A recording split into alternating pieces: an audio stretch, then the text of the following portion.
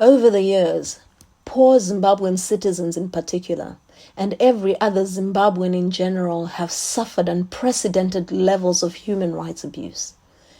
Despite the attainment of independence and a black majority regime in 1980, human rights violations have continued and have increased. Since the attainment of independence in 1980, major crackdowns on human rights include, but are not limited to, atrocities that happened in Matabeleland between 1983 and 1987. The violent government and ZANU-PF engineered and backed land invasions. Just after the constitutional referendum in February 2000. Pre- and post-election violence that happened in 2000, 2002, 2008, 2013, and 2018.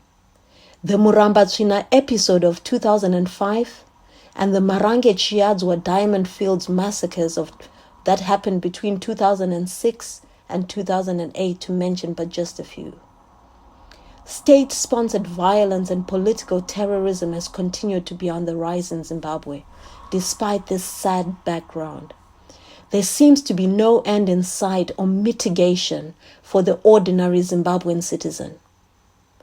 Despite a change in the ZANU-PF leadership and hence a change in personnel at the helm of government after the November 2017 coup, the violent crackdown on human rights in Zimbabwe has continued unabated and is on the increase. The removal of longtime dictator Robert Mugabe and his subsequent replacement by another ZANU-PF heavyweight, Emmerson Mnangagwa, has actually worsened and escalated the regime of human rights abuse in Zimbabwe. The Mnangagwa regime has been in power since November 2017. In these 2.5 years, we have witnessed numerous, countless, and vicious human rights violations against citizens of Zimbabwe. There has been a sustained surge in the number of human rights abuses against defenseless and helpless Zimbabweans in this period. In the nearly 2.5 years of President Mnangagwa's rule, as per our very conservative figures, there have been at least 50 rapes, 30 abductions, 50 murders, nearly 500 false imprisonments and detentions, and over 1,000 beatings by state security agents. Out of all these atrocities, only less than 1% of the perpetrators have been brought to book or held accountable. This trend has all the pointers to the fact that the Zimbabwean government is a willing enabler of these violations. Against this backdrop, and out of the need to act against such cruel practices by the Zimbabwean government, Restoration of Human Rights Zimbabwe is launching a petition on the 20th of July 2020, calling upon the citizens of Zimbabwe in particular, and the broader international community in general, to demand justice for the people of Zimbabwe and an end to this crackdown on defenseless citizens by the government.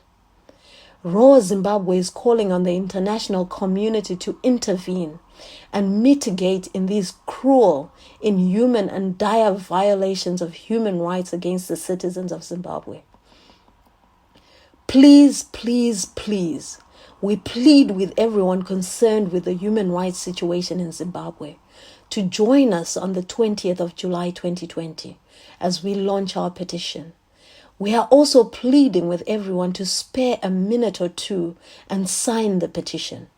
And we hope this will bring the Mnangagwa regime in Harare to self-introspect and take serious steps to stop and account for these atrocities. Enough is enough. Hashtag no to human rights violations.